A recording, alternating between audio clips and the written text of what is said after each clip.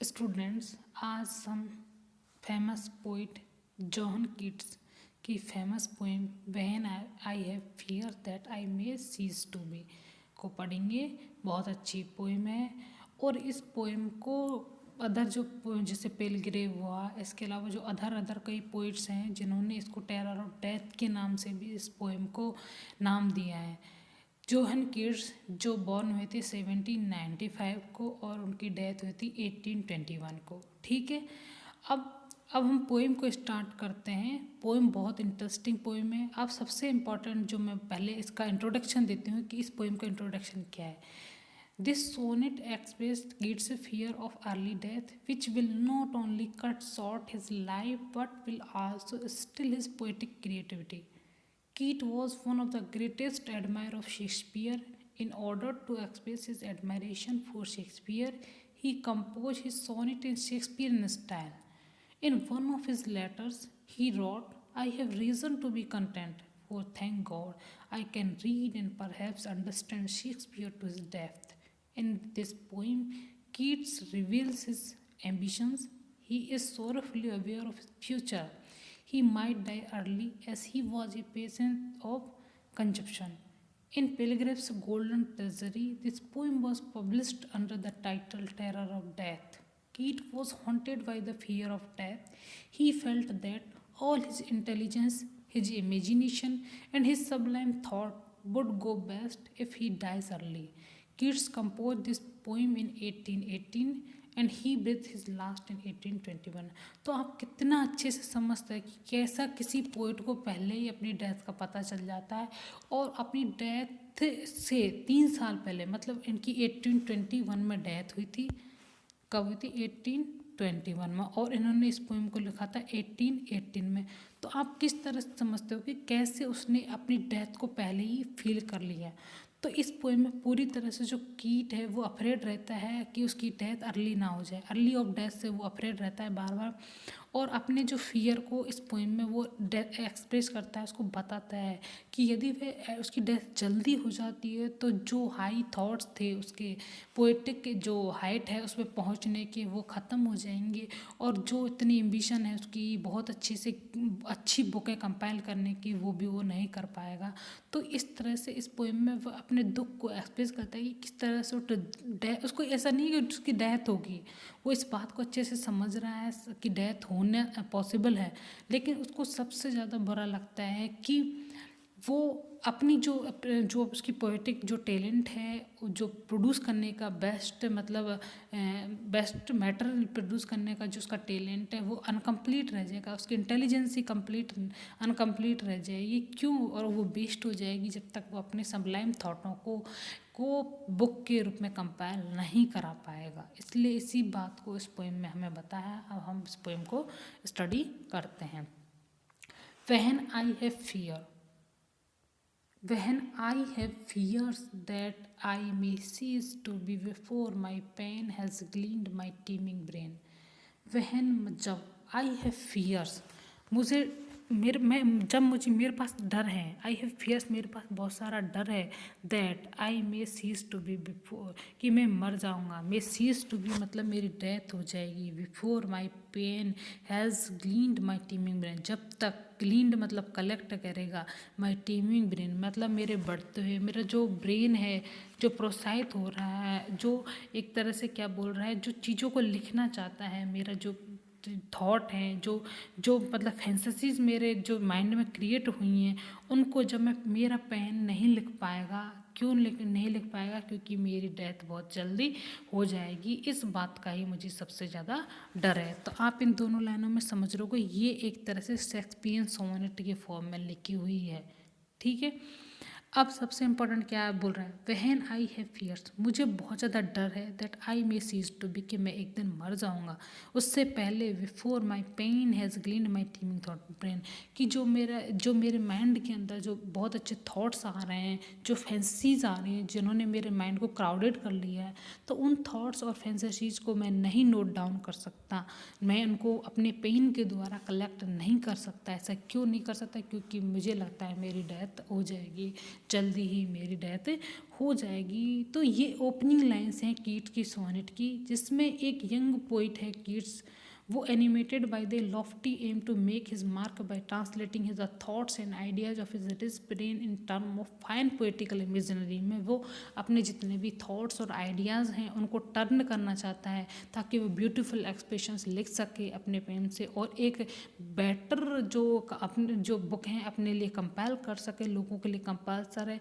और सबसे ज़्यादा जो उसका जो माइंड है अभी करंट में हॉन्टेड है वो है उसकी प्री मैच्योर डेथ का जो थॉट है उसके दिमाग में चल रहा है। तो उसकी वजह से उसे लगता है कि वो जो फैंटेसीज और जो आइडियाज़ हैं वो जो उसके ब्रेन में आए हैं वह उनको नहीं नोट डाउन कर, he fears that he would die without having written all that he has in mind, कि जो चीज़ उसके माइंड में है वह उनको नोट डाउन करने से पहले उसकी डेथ हो जाएगी। तो यहाँ पर आपको दो वर्ड हैं, एक तो ग्लीन्ड का मतलब है कलेक्ट करना, और टीमिंग का मतलब है फुल हो जाना, थॉट और आइडिया से हमारे माइंड का टीमिंग हो जाना, भर जाना। ठीक है। सीज का मतलब है टू डाई, इसका मतलब है कलेक्ट, और टीमिंग का मतलब था फिलअप हो जाना। ठीक है, ये दोनों लाइनों का समझ में आ गया। अब नेक्स्ट चलते हैं। Before high piled books in charactery hold like rich garners the full ripened grain when I behold upon the night's starred face. अब ये दो लाइनों को पढ़ेंगे हम, ये दो लाइन हो गई।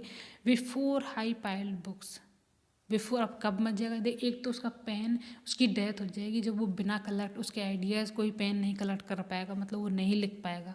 फिर ये हाई पाइल्ड बुक्स हैं, जो हाई पाइल्ड बुक हैं उसके लिए वो भी वो नहीं कर, वो जितनी लार्ज नंबर बुक है वो एक ढेर बनाना चाहता है उनका। हाई पाइल्ड मतलब एक बुकों का ढेर बनाना चाहता है, पर वो भी नहीं कर पाएगा, उससे पहले उसकी डेथ हो जाएगी।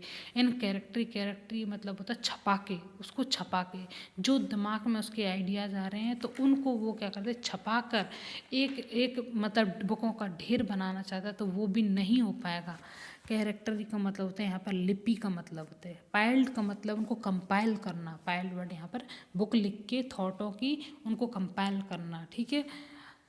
Hold like rich garner the full ripen grain, full ripen grain का मतलब है जो आइडियाज़ हैं, जो उसके माइंड में जो आइडियाज़ हैं, जो पोइटिक आइडियाज़ हैं उसके बारे में वो पूरी तरह से तैयार हैं, वो रिच हैं, उनका ग्रेनर वो अनाज से भरे हुए हैं, मतलब कि बिल्कुल पके हुए हैं। बस उनको आपको एक बार एक पेज पे उनके जो विचार हैं उनको नोट डाउन करने की ज़रूरत है। पर यहाँ पोइट बोल रहा है कि वो इन सब चीज़ों को नोट डाउन करने से पहले ही उसकी डेथ हो जाएगी। वो बार बार इसी चीज़ को बोल रहा है कि उसको डर है कि जो चीज़ वो लिखने की सोचा है वो उससे पहले ही मर जाएगा। तो देखो बिफोर हाई पाइल्ड बुक मतलब बुकों का ढेर बनाने से पहले, इन कैरेक्टर एक लिपि तैयार करने से पहले, होल्ड लाइक रिच गेनर जो अनाज का गोदाम है उसका जो माइंड है वो पूरी तरह से पोइटिक टैलेंट से फिलअप है, बट फिर भी वह नहीं बना सकता। फिर भी वह अपनी डेथ के शॉर्ट टर्म की जो डेथ है उसकी प्री मेच्योर डेथ उसके प्रति वो डरा हुआ है, और उसकी वजह से वो अपनी उसे लग रहा है कि जो उसकी पोइटिक टैलेंट है वो ख़त्म हो जाएगा, नहीं रच पाएगा। उसकी इच्छा है कि वो एक इतना ब्यूटीफुल अपने जो थॉट है उन सबलाइम थॉटों को एक्सप्रेस करे, और वो अपनी हायर क्वालिटी की जो पोइट्री है वो कंपोज करे जिससे उसको फेम भी मिले और पॉपुलैरिटी भी मिले। But he will not be able to give shape to his beautiful ideas in sublime thought because of his premature death. ठीक है, इट्स जस्ट थॉट है, यहाँ पर बस तो थॉट आया है, उसके बाद में 1821 में उनकी डेथ होती है, लेकिन फिर भी हम समझ सकते हैं कि उन्होंने कितना ब्यूटीफुल अपने आप को थॉट दिया, अपने आप को उन्होंने समझा, और अपनी जो डेथ था, जो टेरर था उनका डेथ का, उसको यहाँ पर उन्होंने रिप्रेजेंट किया, और हम समझ रहे कि उन्होंने उस टाइम कैसा फील किया होगा। ठीक है, तो ये दो लाइन हो गई आपकी। अब आते हैं B hold I when I behold upon the night's star face. Behold मतलब मैं निहारता हूँ, देखता हूँ, अपॉन ऊपर की तरफ, नाइट्स स्टार फेस जो रात्रि है जो तारों से भरी हुई है। अब मैं उस रात्रि को, तारों से भरी हुई उस रात्रि को देखता हूँ, whose cloudy symbols of a high romance, और जो बादल हैं, जो बड़े बादल हैं वो ऐसे लग रहे हैं कि हाई रोमांस के प्रतीक हो। तो कहने का मतलब है जब मैं आकाश को निहारता हूँ तो मेरे अंदर एक बहुत ज़्यादा रोमांसफुल जो मेरा पोएटिक रचना करने का मेरा मन करता है। ऐसा लगता है कि वो जो चीज़ें मैं देख रहा हूँ उनको एक पूरा का पूरा एक मेटेरियल तैयार करूँ, बट वो भी उसका मेटेरियल नहीं तैयार कर पाता। एक poetic source great poetic source नहीं बना सकता। क्यों नहीं बना सकता? क्योंकि उसे डर है कि उसकी प्रीमेच्योर डेथ हो जाएगी, इसलिए वो अपने आप से बहुत ज़्यादा डिसस्टेड एंड फ्रस्ट्रेट फील करता है। तो इस बात यहाँ पर हमें बताई है। अब इस बात को देखो, the poet sees the stars playing romantically with cloud and night, he wishes to compose poem on such beautiful scene of nature, but he fears he will not able to do so, he may die soon। ठीक है, अब बोल रहा है जब वो इतनी interesting sites देख रहा है, इनसे इंस्पायर्ड होता है, तो वो उनको एक शेप देना चाहता है अपनी इमेजिनेशन के थ्रू, बट वो शेप नहीं दे सकता बिकॉज वो अपनी प्री मैच्योर जो डेथ है उससे बहुत ज़्यादा हॉन्टेड रहता है। And I think I may never live to trace their shadows with the magic hand of chance. अब यहाँ पर बोल रहा है कि वो लिखना चाहता है जो उतना ब्यूटीफुल जो सीन उसको स्टारी नाइट का दिख रहा है, वो उससे खुश होता है, उसे सोचता है I never live to trace their shadows, मतलब उनकी छाया भी मैं अपने पेन से नहीं लिख सकता। With the magic hand of chyme, जो मेरा पोएटिक टैलेंट है, जो मेरा कंपोजिंग टैलेंट है पोएमों का, वो भी मैं नहीं कर सकता। क्यों? उसके द्वारा भी मैं अपनी एक ब्यूटीफुल पोएम नहीं बना सकता। क्यों नहीं बना सकता? ना ही उनकी छाया को ट्रेस कर सकता, ना ही अपने मैजिक हैंडों के द्वारा एक ब्यूटीफुल क्रिएशन लिख सकता है। क्यों नहीं लिख सकता? कि उसकी प्री मैच्योर डेथ की वजह से वो उसे लग रहा है कि वो जल्दी ही उसकी डेथ हो जाएगी। तो उसका जो पोइटिक टैलेंट है, जो इन चीज़ों को लिखने का जो टैलेंट था, जो पूरी स्काई कवर्ड है स्टार के साथ में, और उसे उसकी इमेजिनेशन एक्टिव हो जाती है, उसको रोमांटिक टेल मतलब वो लिखने की सोचता है, तो वो रोमांटिक टेल जो उसको स्टारी स्काई को देख के हुई थी उसके अंदर, तो वो अनकम्प्लीट रह जाएगी because of his pre mature death या हॉन्टेड ऑफ हिज इमिनिएंट डेथ की वजह से वो ये चीज़ भी अधूरी रह जाएगी। अब हम नेक्स्ट लाइन पे चलते हैं, 2 लाइन्स पे। And when I feel fear creature in 1 hour that I shall never look upon the moon, never have relish in the fairy power। अब बोल रहा है वहन जब आई फील, मैं जब मुझे ऐसा महसूस होगा कि मैंने अब इस दुनिया में सबसे सुंदर इंसान से मिल लिया, जो मतलब बट वो क्रिएचर ऑफ एक 1 hour बोलता है, क्योंकि ब्यूटीफुल बिलव्ड है whose beauty would fade soon. But यहाँ पर फैनी ब्राउन भी नहीं है, किसी अदर कैरेक्टर की बात की है कि वो उसका भी आनंद नहीं ले पाएगा, उसको भी बार बार नहीं देख पाएगा, उसको दोबारा नहीं देख पाएगा। Never have relish in the faery power, relish मतलब उसको खुशी भी नहीं होगी, वो आनंद भी नहीं ले पाएगा। इन द फेरी पावर, जो आनंदपूर्ण जो फेरी टेल है, जो आनंद के जो क्षण है, उनमें भी वो आनंद नहीं ले पाएगा, ना ही जो जो सुंदर चीज़ उसे दिखी है उससे वो दोबारा कभी मिल पाएगा। कहने का मतलब है उसकी जो लाइफ है वो बहुत ज़्यादा शॉर्ट टर्म की है, और उसे लगता है कि जब वो उस एक्चुअली में होता क्या है, ये आपका पोइट है, उसके भाई की भी डेथ टीबी की वजह से हो जाती है, तो इसके खुद की भी टीबी हो जाती है, तो इसको भी लगता है कि इन फ्यूचर इसकी भी डेथ हो जाएगी। तो इस चीज़ से फ्रस्ट्रेट होकर ये पोइम लिखता है। और इसमें एक मतलब एक प्री मेंशन करता है वो अपनी डेथ का, बहुत ज़्यादा स्ट्रेंज है, बहुत ज़्यादा अजीब भी लगता है हमें, लेकिन जिस तरह से उसने पर स्टेंजा जिस तरह से इमेजनरी यूज़ की, जिस तरह से अपने डर को बताया है, तो बहुत ही अच्छा है। ऑफ अनरिफ्लेक्टिंग लव, एक अनरिफ्लेक्टिंग लव का मतलब है अनसेंशियस लव हो जाएगा अब उसका। अब देखो लास्ट की जो लाइन है, अब यहाँ से ये सबसे ब्यूटीफुल लाइन है, और पोएम में जो स्टार्टिंग लाइन ये यूज़ करनी है आपको, और लास्ट की लाइन ये यूज़ करनी है जब भी आप आंसर राइटिंग करोगे। यहाँ तक हो गया। रेलिस आनंद होता है, फेरी पावर जो आनंद देने वाली चीज़ है उनसे आनंद नहीं मिल पाएगा उसको, अनरिफ्लेक्टिंग वो अपने लव को रिफ्लेक्ट नहीं कर पाएगा। देन ऑन द शोर, किनारे पर ऑफ द वाइड वर्ल्ड, जो पूरा संसार, जो विस्तृत संसार है, जैसे ये पूरा वर्ल्ड है, तो इसके एक किनारे पर बैठा हुआ है, स्टैंड अलोन, अकेले ही स्टैंड वो खड़ा है। एंड थिंक और सोच रहा है till love and fame to nothingness to till. जो प्यार और जो पॉपुलैरिटी है, जो वो चाहता है कि अगर वो पोएम लिखेगा तो और टैलेंट को अपने लोगों को दुनिया के सामने नथिंग टू डू, ये तो डूबने के अलावा कुछ भी नहीं है। मतलब इन चीज़ों से ये तो आते जाते रहते हैं, डूबते चलते रहते हैं।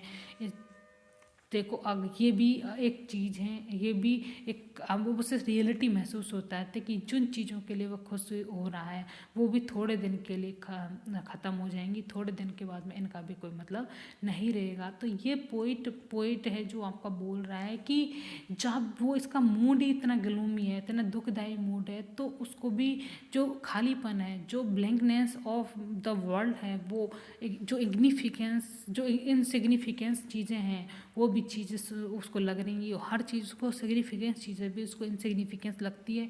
क्यों? क्योंकि उसने अपने आसपास एक ऐसा मैटर मतलब एटमॉस्फेयर क्रिएट कर लिया है कि उसके हर चीज़ उसको नथिंगनेस लग रही है। उसको लग रहा है कि डूबते को के पास में तो कुछ भी नहीं, अब उसके पास कुछ भी नहीं है। तो बार बार वो यही बोल रहा है कि when he thinks that he may die before his ambition is fulfilled and before he is able to enjoy true love, he feels depressed and lonely. In this mood of utter despondency, love, fame become airy dreams not to be realized by him. जब उसको लगता है, जब इसका दिमाग इतना upset है, उसको लग रहा है उसकी डेथ आ जाएगी, तो उसके लिए ये चीज़ें भी सिर्फ फेयरी टेल्स के अलावा कुछ भी नहीं है, उसके लिए ये नथिंग है। और he considered himself a beautiful human creature clothed in the fragile charm to be a moment's delight. अब उसे कुछ क्षणों की खुशी ही मिलती है। उसे लगता है कि वो ही संसार का सबसे सुंदर प्राणी है, जिसको थोड़ी चीज़ों के लिए, थोड़ी देर के लिए जो उसको खुशी है, जो उसकी शॉर्ट लिव्ड जो लाइफ है, उसको वो फेस करे, उसको समझे और उसकी जो रियलिटी है उसको समझने की कोशिश करता है यहाँ पर पोइट। तो ये लास्ट के लाइन में वो इसी बात को बोलता है। बार बार हम इसमें ये की बात समझ रहे हो, व्हेन आई हैव फियर्स, तो वहाँ पर वो अलग अलग तरह के डर बता रहा है, अपनी पोएटिक एम्बिशन को, अपने लव को अधूरा रहना, अपनी बुकों को कंपाइल करना, ये सभी जो डर्स हैं वो यहाँ पर पोइट बताता है। और हम डिफरेंट जो उसके डर थे उनसे समझते हैं और इस पोएम को कहीं ना कहीं समझते हैं। एक्चुअली ये पोएम उन्होंने शेक्सपियर के सोनेट्सों से इंस्पायर होकर लिखी है, सोनेट फॉर्म में लिखी है और शेक्सपियर सोनेट फॉर्म में ये पोएम लिखी है। ठीक है, तो थैंक यू वेरी मच।